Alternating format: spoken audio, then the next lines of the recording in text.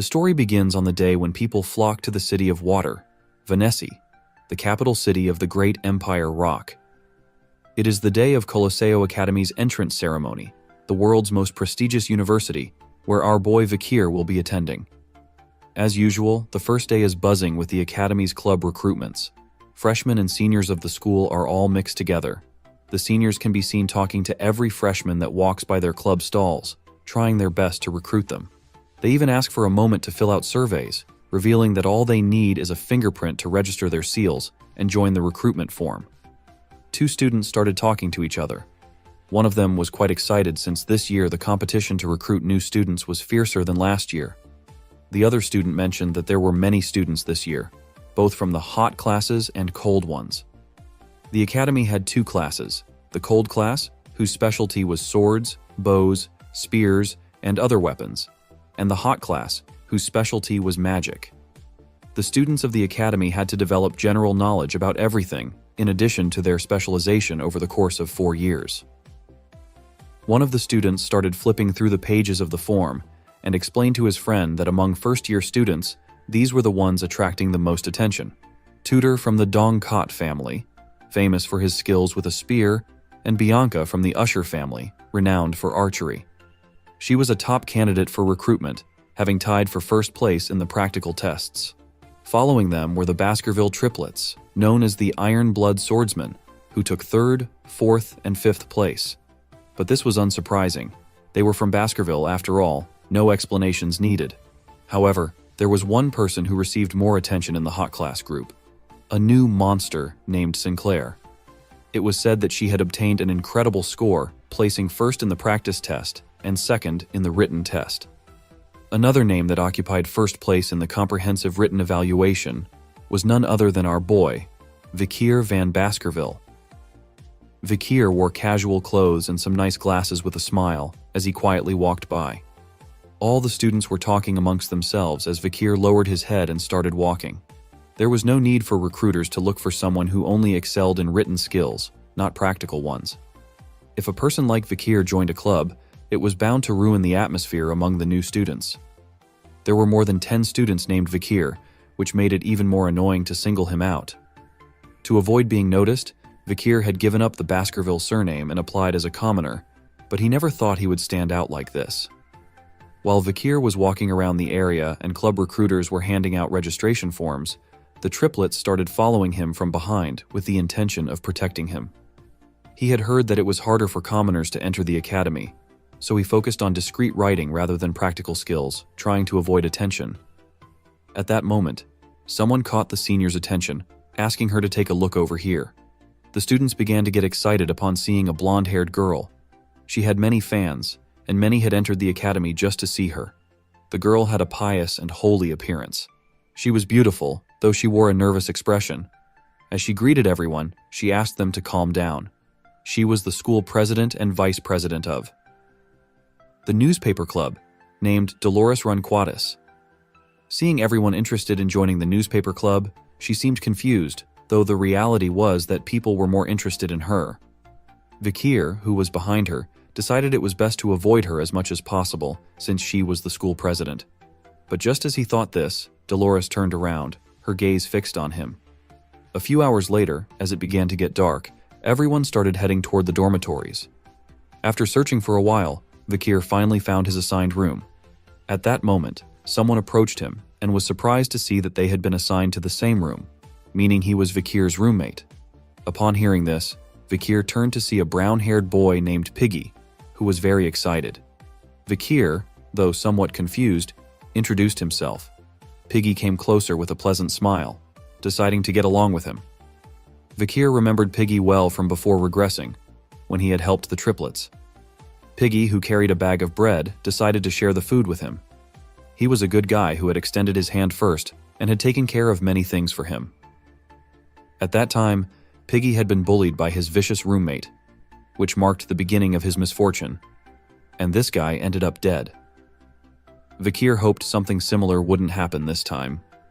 Vikir entered the room and threw his backpack on the floor. The beds were in 2 levels, so Piggy asked him to choose whichever one he liked best. With a smile, Piggy turned around and asked if Vikir was going to attend the welcome party for new students later that night. Vikir did not respond, and seeing this, Piggy realized it had been a stupid question. Though the party wasn't mandatory, he was sure there wouldn't be many new students who wouldn't attend. If Vikir didn't make friends with his classmates or the seniors here, it would be a hard 4 years ahead. Vikir refused, saying that he wasn't going to participate. Upon hearing this, Piggy was somewhat confused. He couldn't believe that Vikir really wasn't going to attend the welcome party for new students. Seeing his confused face, Vikir confirmed again that he wasn't going. Piggy panicked and explained that if he didn't go to the party, the seniors would get upset with him. Even among his classmates, he would be out of the scene. Piggy started bombarding Vikir's head with a ton of information, naming each student who was going to attend the party. Vikir remembered that, even before his regression, Piggy was excellent at gathering and analyzing information. After saying this, Piggy got excited and asked if Vikir had changed his mind, but to his surprise, Vikir refused again, leaving poor Piggy in shock. Vikir turned his back on him, left the room, and explained that he simply did not want to attend the party, asking Piggy to have fun. Piggy was somewhat surprised but decided to accept it and did not continue insisting. As Vikir left his room, Piggy also wished he could learn how to have the coldness that Vikir had. Several hours later, night fell, and the sky filled with black clouds, covering the beautiful moon. Vikir put on his mask and night-hound clothes, standing atop a house roof, contemplating the moon in the middle of the night. Not far away, in some abandoned warehouses, a group of men gathered and lit a fire inside a barrel. They felt relieved now that they no longer heard the whining of small children. A man with a mohawk, smiling, mentioned that the warehouse had been full of children these past few days. The brown-haired man asked where all the children had gone, and the bald man revealed that a cart had arrived at the warehouse and taken everything away.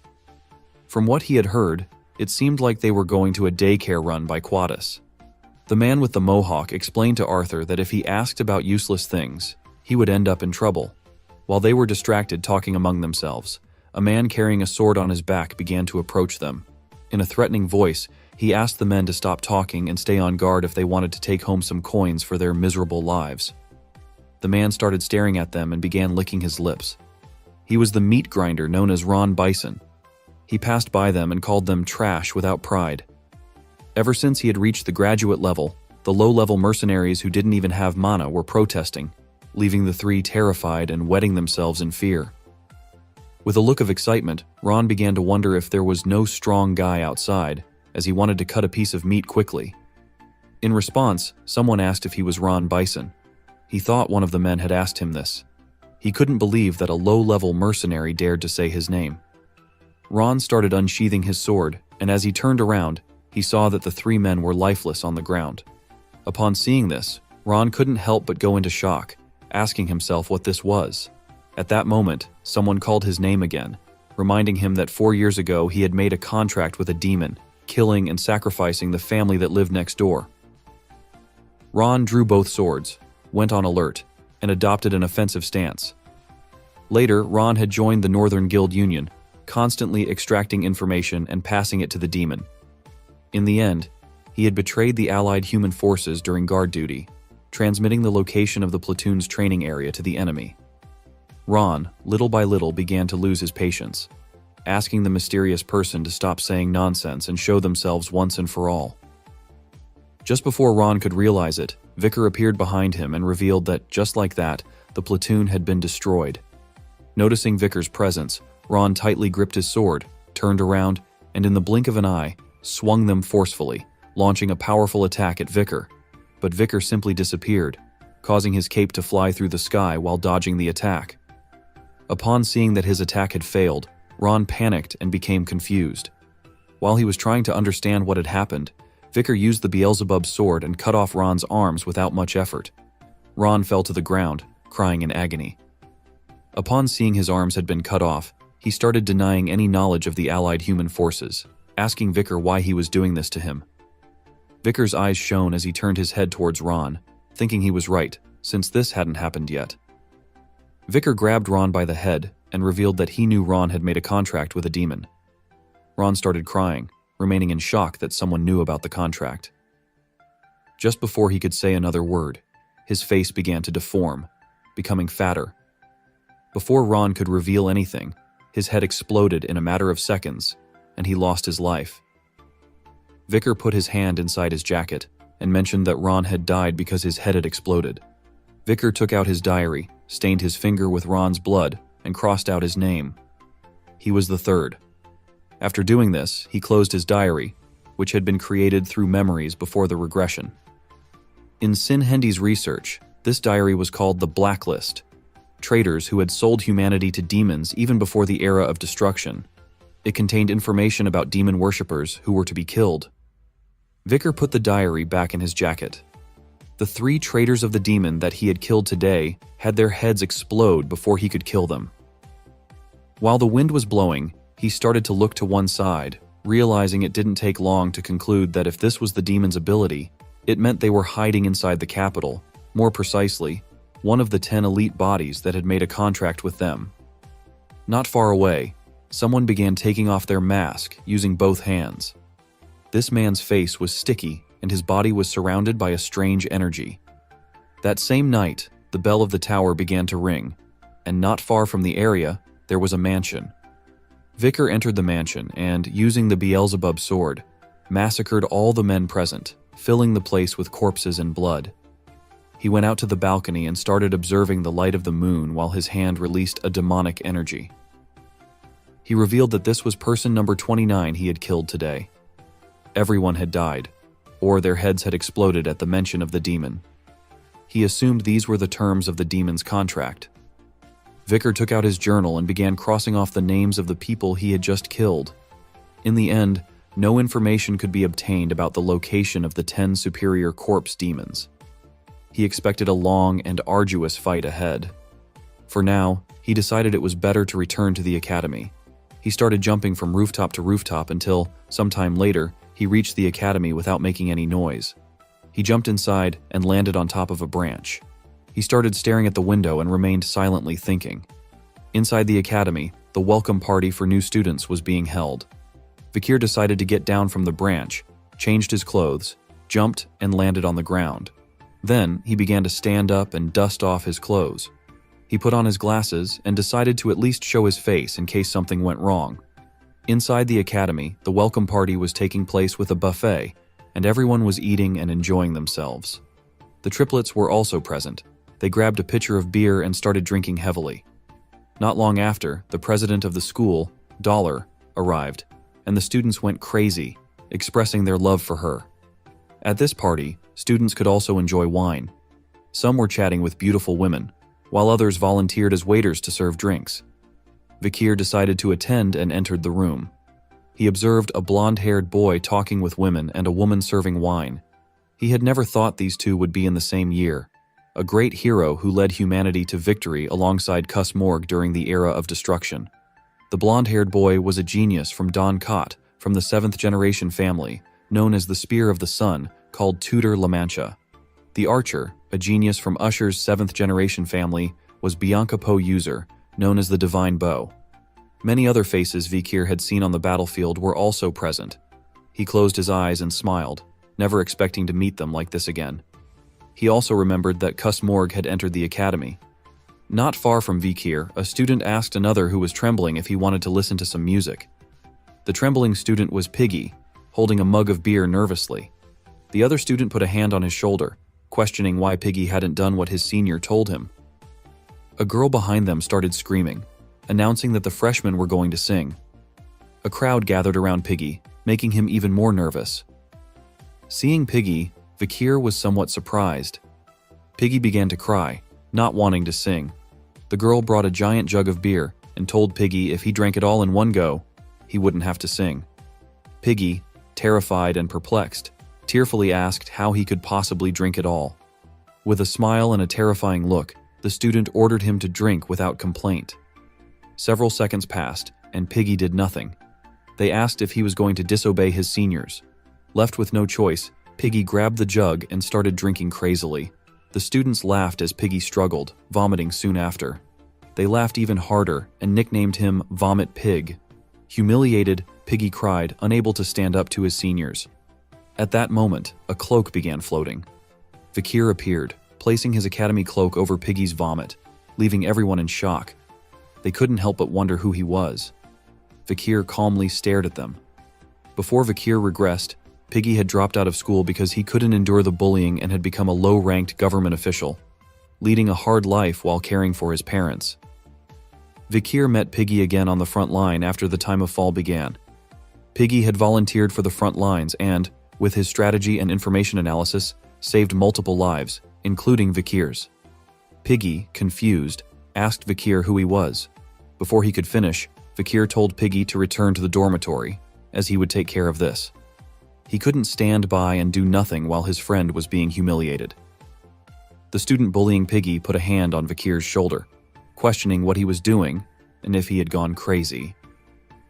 Vikir remained calm, and in response, the student slapped him, realizing Vikir was Piggy's classmate from Ice Corps Class B. The triplets, furious, couldn't believe that someone had dared touch their master. Vikir's cheek turned red. Adjusting his glasses, he stared intently at the triplets.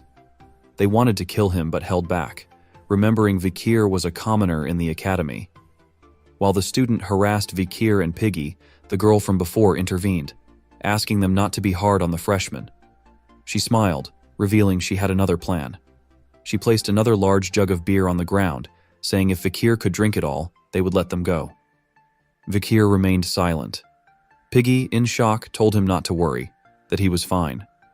But before Piggy could finish, Vikir grabbed the jug and drank it all without hesitation, leaving everyone speechless. The girl and the others laughed, knowing it was a mixed drink with high alcohol content, including vodka and rum, impossible for a human to drink more than a liter of it. Yet, Vikir emptied the jug as if nothing had happened. Vikir placed the mug on the table, wiped his mouth, and took Piggy, who was feeling unwell.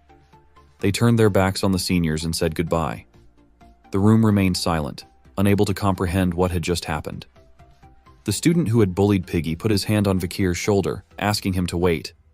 At that moment, an intense, suffocating energy spread throughout the room, shocking even Tutor and Bianca. Vikir's eyes shone with a piercing gaze as he asked the student if he still needed something. Feeling Vikir's energy, the student trembled and removed his hand. President Dollar approached, confused by the commotion. The student, nervous, explained that a freshman had vomited and assured her they would handle it.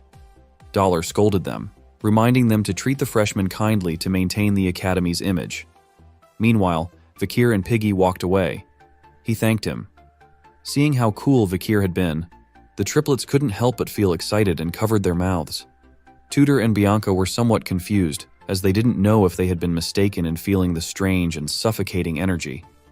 In the middle of them stood a woman with white hair, who couldn't help but be somewhat impressed and start to smile. She began to observe Vikir and couldn't help but blush because she had found a good person. She was Sinclair from the Ice Corps class.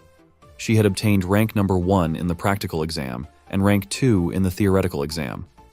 The next day, once the welcome party was over, everyone attended their classes at the academy. The Ice and Fire Corps attended classes together. The teacher began giving a lecture, and everyone took out their notebooks, copying down the most important points with great attention.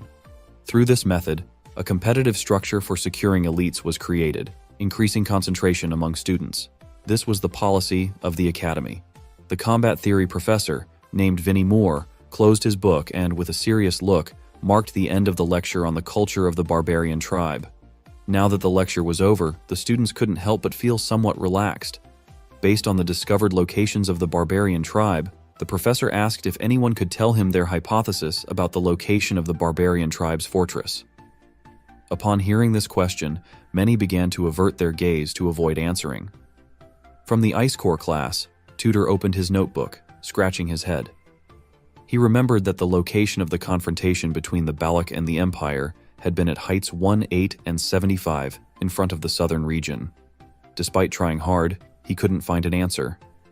From the Ice Corps class, Bianca put her hand under her chin, closed her eyes, and started to think. She recalled that the areas where they had collided were all in low-altitude locations. Considering that it was a depression, she thought their fortress must be in a low-altitude region. While everyone was trying to find the answer, Sinclair stood up, raised her hand, and with a smile, decided to answer the professor's question, leaving both Bianca and Tudor in shock. She was Sinclair, rank 1 of the Fire Corps. Professor Vinnie Moore, with his arms behind his back, gave her permission to respond with a cheerful smile. She explained that, according to the public academy, the location of the close combat between the barbarian tribe and the Empire was in the Highlands. She continued her explanation, arms behind her back. Behind her sat Vikir, who closed his eyes and began to think about the 29 bodies from yesterday. All of them had a strong stench of demons, and before dying, their faces had exploded. Vikir began to think deeply about why their faces had exploded. If this was the ability of an elite corpse hiding in the capital city, there was one place he could think of. He decided to ask Cindy Wendy to investigate that area. While Vikir was deep in thought, Piggy, who was sitting next to him, started tapping his shoulder in panic, trying to get his attention. Soon after, the attention of almost all the students focused on Vikir, confused. The teacher became enraged, realizing that the Ice Corps wasn't as good as the Fire Corps. He couldn't believe someone would dare sleep during the first class. Vikir adjusted his glasses and explained to the teacher that he was not sleeping. Seeing that Vikir had dared to respond, Piggy was in shock, which made the teacher even angrier. The teacher asked Vikir what his name was and pointed out that everyone had seen him with his eyes closed, asking if this was his excuse. Vikir calmly explained that his eyes were closed, but he wasn't sleeping. Upon hearing this, the teacher admitted he had been mistaken, and Vikir reassured him not to worry as it was understandable. The professor, growing impatient and filled with rage, started to wonder what kind of psychopath had entered the academy. He sighed, deciding it wasn't worth getting angry over. Due to Sinclair's answer, the Ice Corps had earned 1 point out of 10 in behavior points. If Vikir could answer the next question, the Ice Corps could earn more points, leaving Sinclair somewhat surprised. The professor pointed at Vikir with a threatening look, telling him that if his answer was incorrect, the entire Ice Corps would lose points. Vikir, in a calm voice, refused as this was unfair. The professor, enraged, still asked him to state the location of the Empire's army and where the Balak tribe had fought, and to explain where he believed their fortress was located. Sinclair sat down, feeling worried because compared to other tribes, information about the Balaks was hard to obtain. Bianca was furious, fearing that Vikir might cause the Ice Corps to lose. Vikir looked at the ground, remaining silent. He imagined his friends from the Balak tribe eating meat. Several seconds later, he raised his head and, with a smile, revealed the location of the fight between the Balak tribe and the Empire. His answer left Tudor and Bianca speechless. The professor was shocked, and even Sinclair was left without words. Vikir had revealed all this because after the Alman incident, the Balaks had moved their fortress. For now, there was no problem. Piggy began to sweat, perplexed. He didn't know how Vikir knew the answer to such a complicated question. The professor put his hand under his chin and, with a surprised look, began to wonder how Vikir knew about the thesis that had not yet been verified by the academic world. At that moment, the professor remembered that his name was Vikir, and upon doing so, his eyes filled with surprise. He couldn't help but start sweating as he recalled that someone named Vikir had obtained first place in the theoretical exam. Now that Vikir's answer was correct, he earned 10 points, while the rest of the Ice Corps earned only 1 point. Tudor and Bianca began to observe Vikir and remained silent. The professor, who had his arms behind his back, mentioned that although Vikir had obtained first place in the theoretical exam, he could not overlook the fact that he had his eyes closed during the lesson, so he decided to deduct 10 points. Vikir accepted this without complaint and decided to be more careful in the future. Sinclair began to look at Vikir. She had not realized that he had obtained first place in the exam, since Vikir was a common name. As the sun's rays entered the classroom through the window, Vikir stood up and remained silent. Tudor, who had his head resting on his hand, began to observe Vikir. It didn't take long for him to realize that Vikir was the one who had come first in the theoretical exam. But then, Tudor decided to stop thinking about him, as Vikir had caused almost all of the Ice Corps to end up with a point deficit. Just seeing nerds like Vikir made Tudor want to hit them. He couldn't help but smile at the thought that Vikir was the smartest when it came to theory. He began to wonder if this could be useful to him during practical lessons. Several hours later, the sun disappeared, and the sky filled with clouds. Run flat was a sport with 20 people on each team. Points were obtained when the ball was placed in the goal area of the other team. The main equipment included gloves and a ball. It was against the rules to use mana or weapons. Aside from this, any method could be used to score goals. Someone wearing boots stomped hard on the ground. It was Tutor. He grabbed the ball and started running at great speed. Other players tried to take the ball away from him, but he was too fast. He grabbed the ball tightly, and it began to shine. With a smile, he proclaimed himself the best in Run Flat, thinking this was his moment to shine. When they saw Tutor, the girls thought he was very attractive and began cheering him on, while on the other side, Bianca thought this was a sport for barbarians. Tutor was so fast that no one could catch up to him. But at that moment, 3 blonde players appeared in front of him. The triplets. They began staring intently at Tutor, calling him an arrogant bastard, and asking how he dared to try to break through their defense barrier. Upon seeing the triplets, Tutor couldn't help but smile, realizing they were the troublesome triplets from the Ironblood swordsman family. Just before the triplets could make a move, Tutor moved at incredible speed, dodging 2 of them, leaving them in shock. With a smile, he apologized to them since he hadn't planned on facing monsters directly. Seeing that Tutor was mocking them, the triplets couldn't help but get angry. At that moment, the missing triplet number 3 appeared in front of Tutor. With a determined look, he decided to take the ball from him. Tutor extended his hand backward, and a powerful energy began to form in his palm. Using all his strength, he struck the triplet in the chest, causing him to be thrown backward. Despite the triplets being strong, Tutor's blow was so powerful that the triplet flew backward. Tutor, with one hand extended toward the triplet, couldn't help but smile even more. If he had to face them, he didn't plan on losing. He started running toward the enemy base. He was very strong, even without mana or weapons. He was the prodigy of Don Coat Run Flat. Nobody on the enemy team was able to catch up with him. For Tutor, there was no point in memorizing theory. If one was a true fighter, the only thing needed to win was strength. While running toward the enemy base, something caught his attention. In front of the base stood Vikir.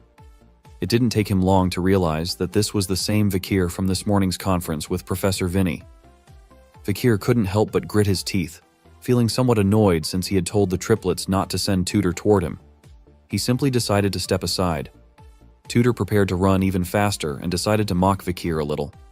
He gained momentum, preparing to hit Vikir with his shoulder so that Vikir would not only study but also focus on training. While Tutor slowly approached, Vikir remained calm, looking at the ground. Once Tutor hit Vikir with his shoulder, the one who went flying was Tutor himself. Vikir didn't even move from his spot. The impact was so strong that Tutor lost consciousness. Upon witnessing this, Sinclair and Bianca were shocked and couldn't help but feel concerned for Tutor. Several seconds later, Tutor's body fell behind Vikir.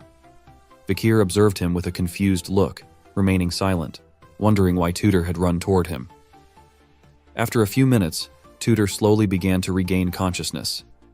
He opened his eyes, shocked to find himself lying on the ground, surrounded by players from his team who had come to check on him. He started looking around and saw that everyone was very worried about him, even the girls. He didn't know what had happened. Perhaps he had fainted during the game. Once he fully regained consciousness, he remembered that he had been going to bother the Theory Rank 1, Vikir, by bumping into his shoulder. But Tutor didn't remember what happened afterward. He began to sit up and saw Vikir standing nearby, dusting himself off. Realizing he had fainted during a physical fight with Vikir, Tutor gritted his teeth in frustration and decided to try again. The Run Flat match continued. The players from both teams prepared to keep playing. The players gave the ball to Tutor, and the triplets stood in front ready to take the ball from him. Meanwhile, Vikir, standing behind them, remained still. Tutor's gaze fixed on Vikir. Something didn't feel right. Bianca and Sinclair started watching the game, confused and surprised, as they didn't know what was happening. Instead of heading toward the enemy base, Tutor began running toward Vikir and the triplets, leaving everyone bewildered. The triplets became furious, determined not to let Tutor pass through them. They lunged at him, trying to stop him and take the ball, but Tutor moved at high speed, effortlessly evading them and leaving them in shock. Now that the path was clear, Tutor, with an angry look, ran toward Vikir. Vikir, still standing, had told the triplets to keep Tutor away from him, but he couldn't understand why Tutor kept approaching him. Tutor stared intently at Vikir, convinced this was no coincidence. He decided to use his best skill, the Azure Spearman family's secret run-flat technique called Saint Spear Tackle. Running even faster toward Vikir, his eyes began to shine, and the giant spirit of the spearman appeared behind him. With this attack, Tutor was determined to take down Vikir. But as Tutor slowly got closer, Vikir remained calm, not moving. Several minutes later, a gray-haired boy with scars on his face and crossed arms named Sancho asked Tutor if he was awake once again. Tutor was lying on the ground because he had fainted again. Upon realizing this, he became alert, not knowing what had happened. Quickly, he sat up, put his hand on top of his head, and panicked when he realized that he had fainted once more. With a calm look, Sancho asked him to calm down. He then began to look at Tutor with a serene gaze, revealing that after hitting Vikir with a high-speed tackle, he had bounced off him at great speed and had flown into the air. Turning his back on Tutor, he started putting on the equipment. Sancho understood why Tutor was focusing on Vikir. He knew that Vikir was definitely hiding something and decided to go against him this time. Upon hearing what Sancho had just said, Tutor, who was sitting behind him, was somewhat surprised. Meanwhile, the fierce match continued its course. Sancho began to walk toward Vikir. His friend had been deceived twice, and he couldn't just stand by doing nothing. Sancho Bararia was an exchange student who had come from the Mercenary Guild Association in the north. He picked up the ball that was on the ground. Due to his overwhelming physique, he wasn't considered eligible for his age group in his league, so he had decided not to play. He grabbed the ball with both hands, staring intently at Vikir. On the frozen land of the north, the newborns of the elders, who were on the brink of death, fought desperately. This meant that they were all warriors. The triplets became fearful again, clenched their teeth tightly, and with determined looks decided not to let him pass this time. While Sancho's eyes were shining, he began running toward the triplets and, using his arm, pushed all three aside without much effort. The bodies of the triplets were thrown backward, passing by Vikir, who simply stood still in silence. Seeing that the triplets couldn't keep anyone away from Vikir, he began to stare at them with a piercing gaze and asked if they wanted to die. Feeling his gaze, the triplets started crying and begged him for forgiveness. While Vikir was distracted, Sancho advanced quickly toward him, intending to knock him down. He moved at such high speed that he was destroying the field and creating a smokescreen. Clenching his teeth tightly, he decided it was time to end this. As he slowly approached, Vikir remained calm and didn't even move from the spot. Sancho extended his hand backward and prepared to strike Vikir with all his power, intending to see if he could withstand all of his strength. Using the momentum, he struck Vikir in the abdomen with all his might. Several seconds passed and nothing happened. For Sancho, it felt as if he had hit a mountain. Upon seeing that Vikir hadn't even moved an inch, Sancho couldn't help but start trembling and sweating profusely in confusion. Seeing Sancho's expression, Vikir decided to play along. He lifted his feet off the ground, and not long after, his body was forcefully thrown backward, leaving poor Sancho shocked and unable to understand what had just happened. To avoid appearing as if he were faking it, Vikir's body fell several meters back. Seeing that Sancho had been able to break through the enemy team's defense, the spectators were astonished. Some began to worry about Vikir, not knowing if he was dead, but others didn't care because, at this rate, Class A was going to win. Sancho's hand was trembling. He started looking at it with a shocked expression, feeling as if Vikir wasn't human. His hand began to tremble even more, and while he was trying to process the situation, one of the triplets stealthily appeared behind him and prepared to snatch the ball from him. Just before Sancho could realize it, the triplet took the ball from him and started running toward the enemy base to score a goal. Sancho turned around and, upon seeing that the triplet was going to score, couldn't help but panic, thinking that this wasn't good. Now that the path was clear, the triplet scored a goal, and the referee blew his whistle, indicating that Class B had won. The triplets and the players of Team B started celebrating the victory, feeling happy. All the players began to praise the triplets and started tossing them into the air. The result of the match was 2-1, so Class B had won. Now that the game had come to an end, Vikir stood up and began dusting off his clothes. At that moment, someone appeared behind him, and using a bottle, began pouring water over Vikir's head, leaving him somewhat confused. This was none other than Sancho. Several seconds later, once the bottle was empty, he began to smile and explained that Vikir was the secret contributor to Class B's victory, so he shouldn't just stand there. Tutor, who had his arms resting on his waist, simply started smiling, thinking that Sancho was right. He approached Vikir, rested his arm on his shoulder, and with a cheerful smile, asked him to be happier since his victory had made him retire. He wanted to teach Vikir a lesson during practical classes because he was jealous of him, but now he realized how embarrassing that was, so he apologized. Vikir, who had his head wet, started looking at him and remained silent. Sancho appeared on the other side of him, put his hand on Vikir's shoulder, and with a cheerful smile, asked him what exercise he was doing. Since he had a solid build, he thought that he had used mana. Although at first Vikir remained silent, he took off the equipment from his head and, with a sincere look, explained that he was a commoner and couldn't use mana.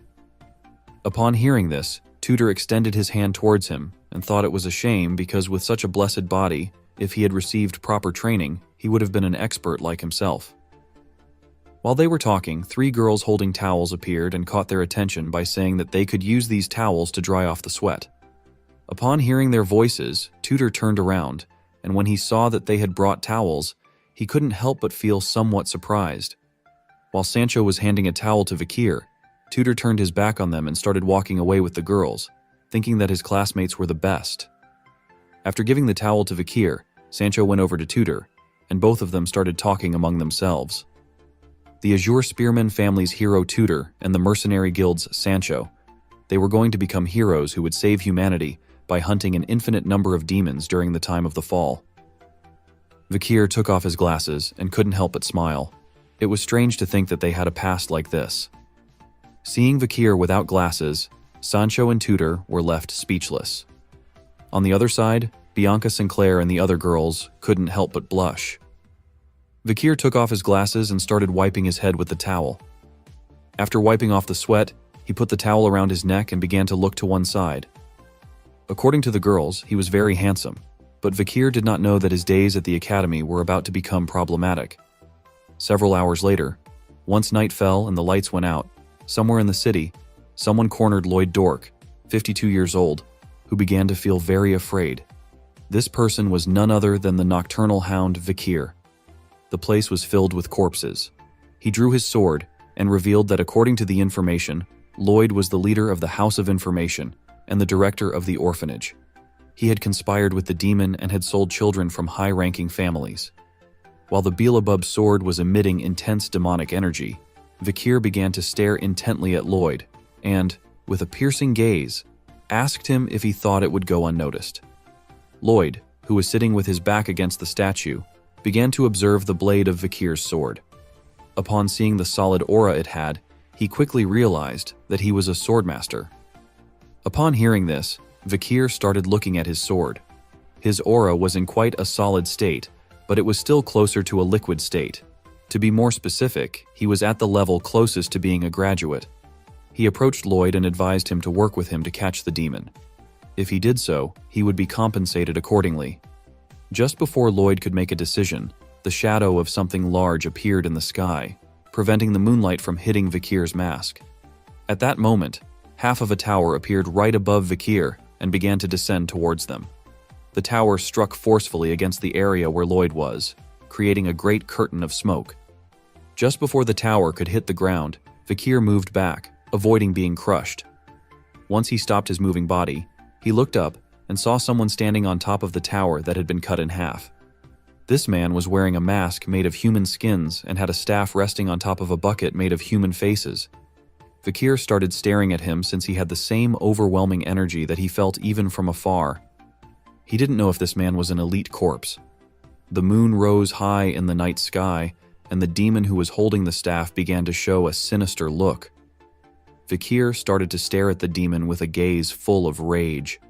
This overwhelming pressure that could be felt even when he was far away meant that he was one of the elite corpses. The demon jumped, destroying the area into pieces. He grabbed the mace with both hands, began to approach Vikir, and prepared to attack. Upon seeing this, Vikir adopted a defensive stance, using all his strength. The demon launched a powerful attack, but fortunately, Vikir reacted in time, jumped, and dodged the attack, causing the demon's mace to hit the ground and create a large cloud of smoke. Seeing that Vikir had dodged the attack, the demon grabbed the mace with even more strength, lifted it off the ground, and using all his might, attacked again. But Vikir moved back and dodged the attack again. However, this was what the demon had planned. At that moment, he stopped the mace right in front of Vikir's face. Vikir became alert and quickly realized that something bad was going to happen. The demon began to exert force, using the mace as a spear, and attacked Vikir. Luckily, he reacted in time, threw his body back, and dodged the attack at the last moment. Vikir jumped several times and moved away from the demon, using his feet to stop his moving body. He started to stare intently at the demon with a murderous look, and the blade of the Beelzebub's sword began to emit an intense mana. This demon had the aura of an advanced graduate, and he was using the blunt technique of the religious quaves. While the smoke curtain was disappearing, the demon lifted the mace from the ground and began to look at Vikir. The reality was that this guy was not one of the elite corpses. Vikir couldn't help but be somewhat surprised when thinking this, but still kept calm. A demon had infiltrated even with the religious. The reason was that there were also rotten parts there. He thought that this guy might be a servant who did occasional jobs under the elite corpses. Vikir deactivated the Beelzebub's sword, making it start to transform into a liquid energy. If he won this fight, he would be able to find the elite corpse. It was just costing him a lot to get rid of the trash. The demon jumped, appearing above Vikir and using the mace, prepared to attack. Upon realizing this, Vikir prepared to defend himself. He was going to warm up for the first time in a long time, using all his strength. The demon attacked Vikir, but he counterattacked using his leg, blocking the attack in the process. Upon witnessing this, the demon could not help but feel somewhat confused. He did not know what was happening or how he had been able to block the attack.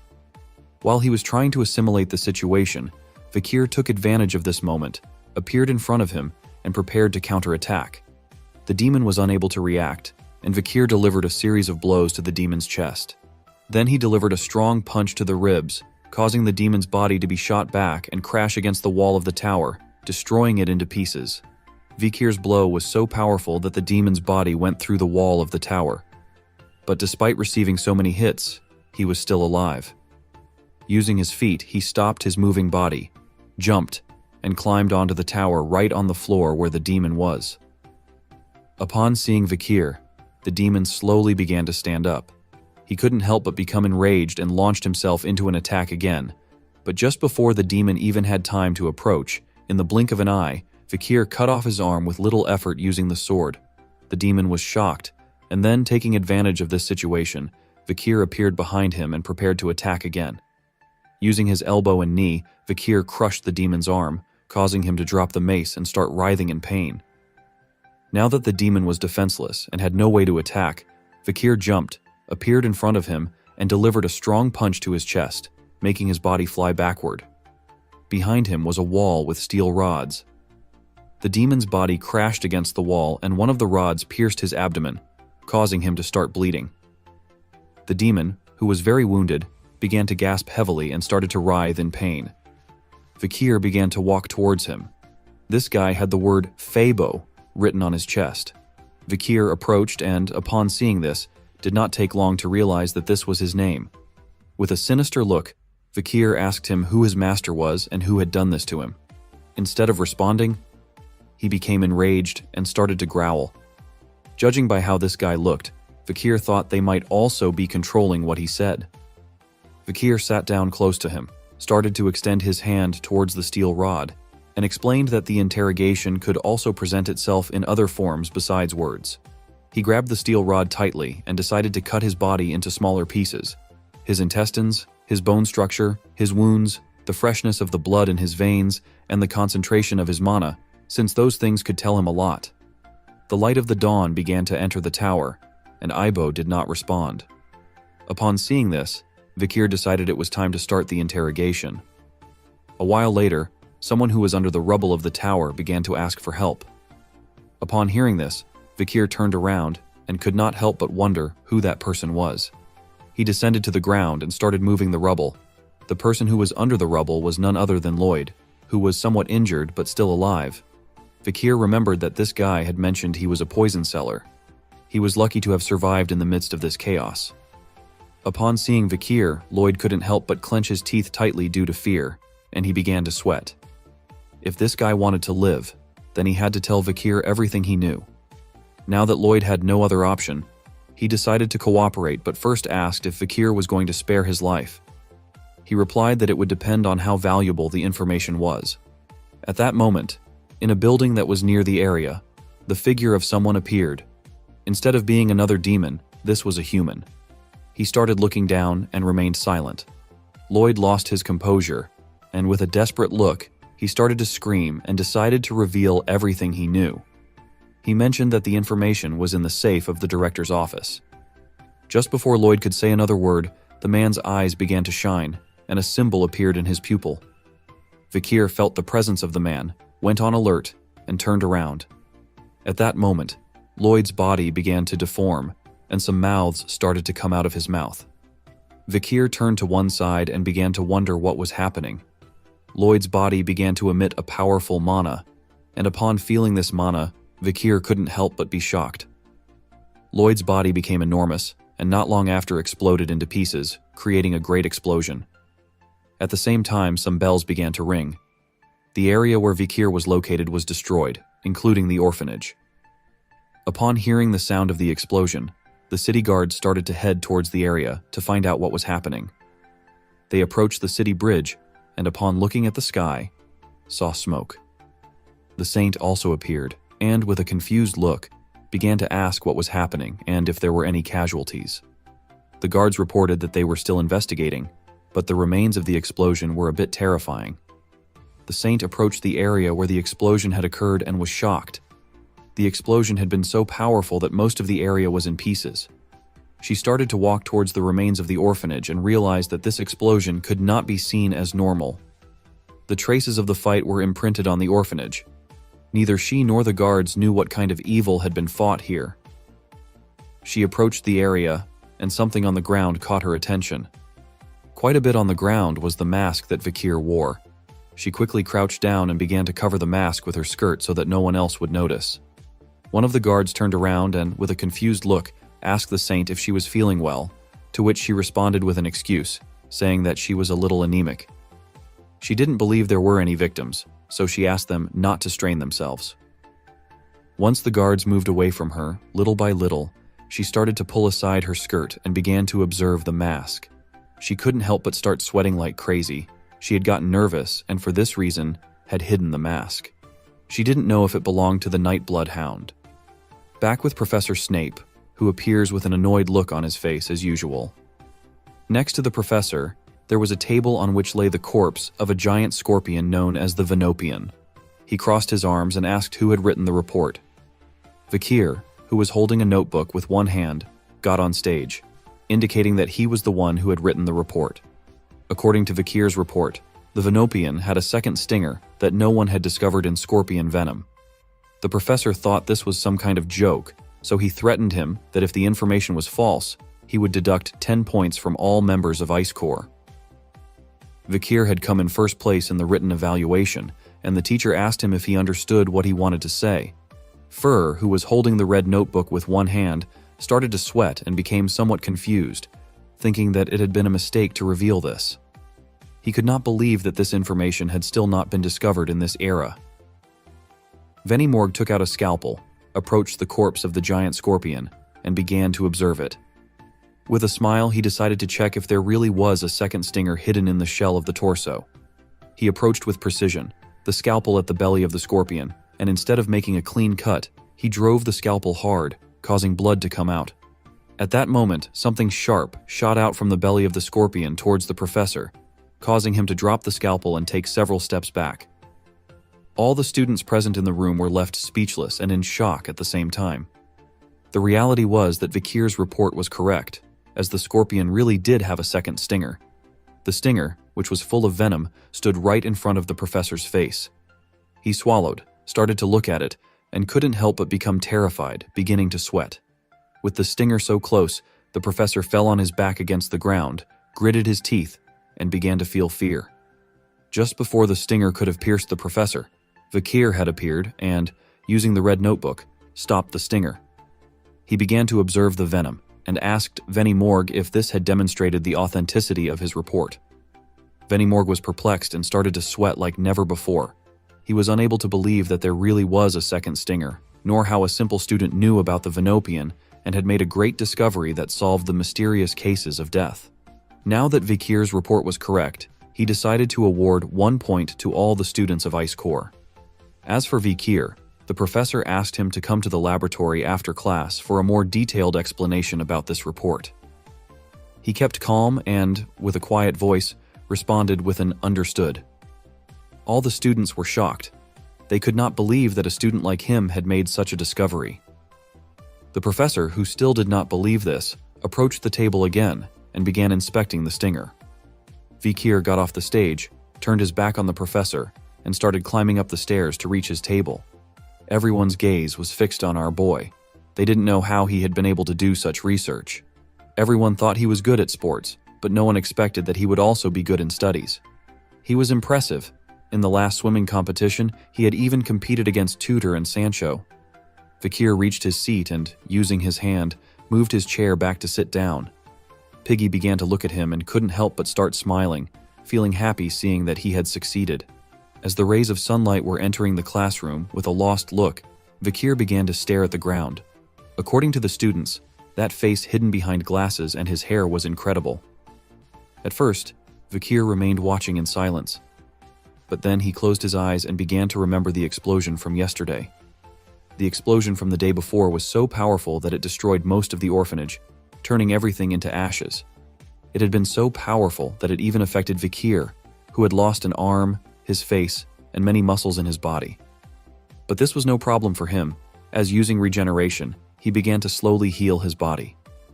Once his body healed completely, he put his hands in front to protect himself from any other possible attack.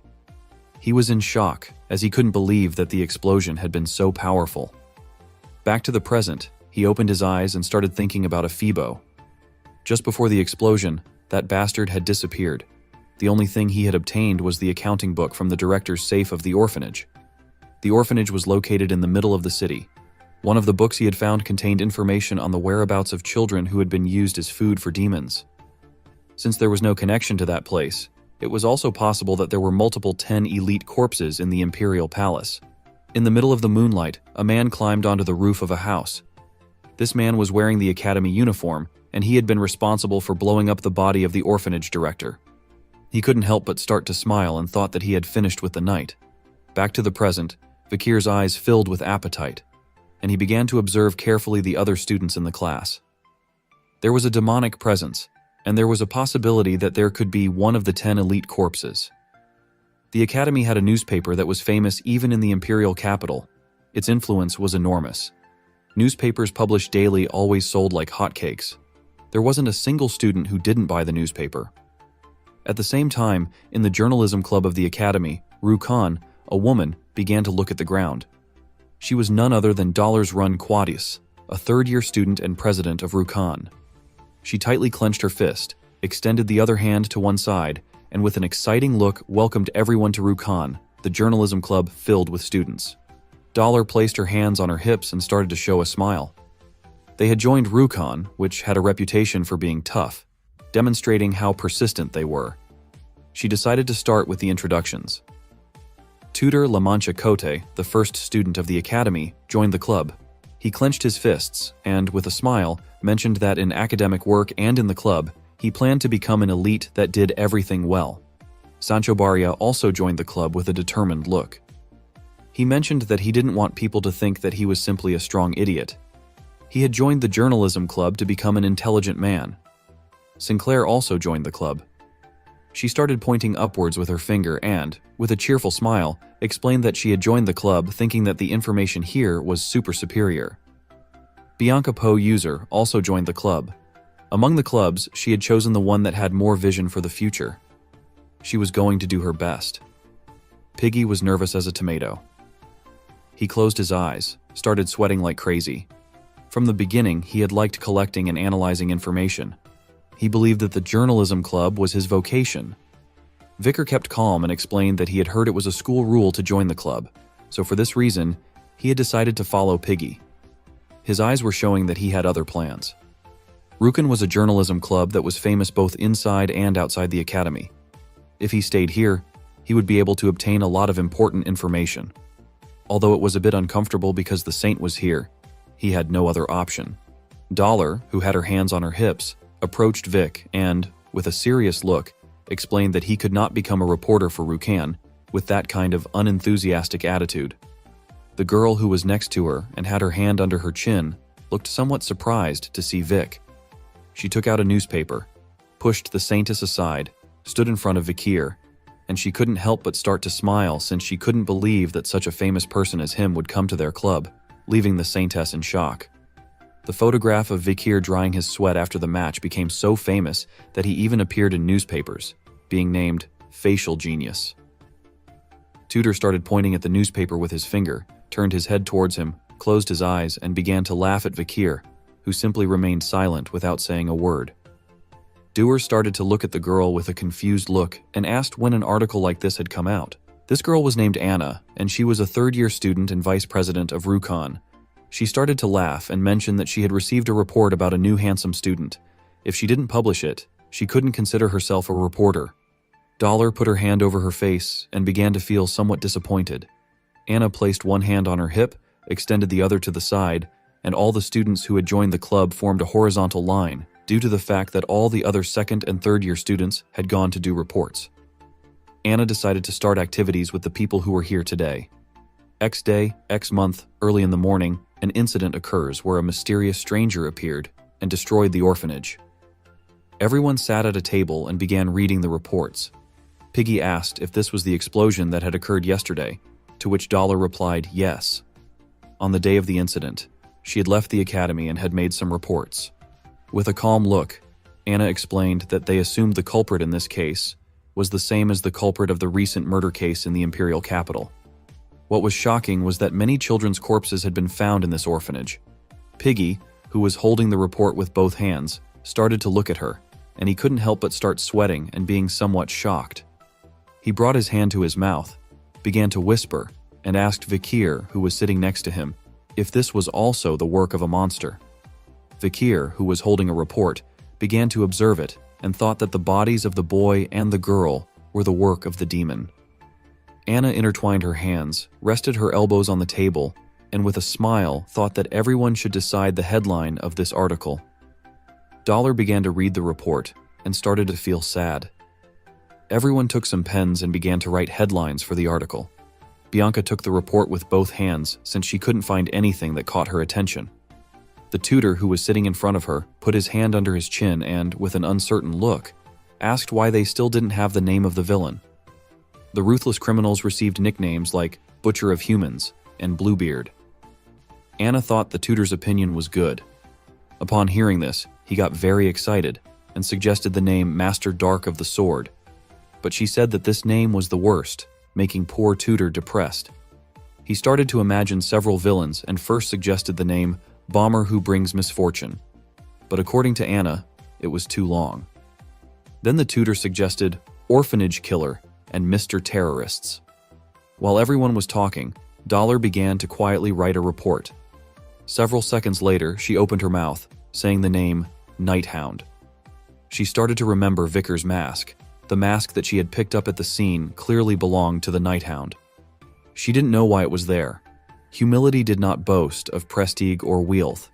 He had also treated his neighbors in the marginalized neighborhoods who suffered from Red Death with sincerity. That love and devotion towards the less fortunate was real. For this reason, she had thought that stealing the tears of the saint was a great cause. With a sad look, she began to wonder why he had been at the place of the disaster yesterday. Now she doubted if he had killed the director of the orphanage and the children. With a lost look, she began to gaze at the ground. Her eyes had not deceived her. He was not a villain. If the culprit was Night Hound, then it was possible that something was happening. While she was lost in her thoughts, someone asked if Night Hound was good. Upon hearing this, she came out of her trance and, with a surprised look, began to wonder what was happening. Looking up to the table, she saw that everyone was staring at her. They all liked the nickname Nightblood Hound, as it was a barbarian tribe's naming style, which sounded really violent. The rest of the group agreed with the nickname, finding it gloomy and negative, perfect for a criminal. Dollar immediately covered her mouth, embarrassed that she had mistakenly mumbled the Nightblood Hound's name out loud to everyone. Seeing that the nickname was settled, Anna suggested the title of the article to be, "Who is the Nightblood Hound that's filling the capital with fear?" But Dollar was quick to defend the Nightblood Hound, reminding Anna that the Lucian articles must only contain the truth and that it hasn't been confirmed yet if that person is the criminal. As the president and vice president battled it out, the tutor turned to Vicar, asking about his opinion on something. Tutor wanted to know about Vicar's thoughts on whether the Nightblood Hound was evil or not. Our boy simply replied that he didn't care about that, but in his mind, he couldn't believe that he would hear the Saintess say the name of the Nightblood Hound out loud like that. Not accepting the answer that he didn't care, the tutor went in for a hug, forcing Vicar to choose. If he really had to, seeing that the tutor wanted a real answer, Vicar thought about it seriously for a moment. He then changed his answer and spoke these words. "What I know for certain is that they're not virtuous, so they're evil."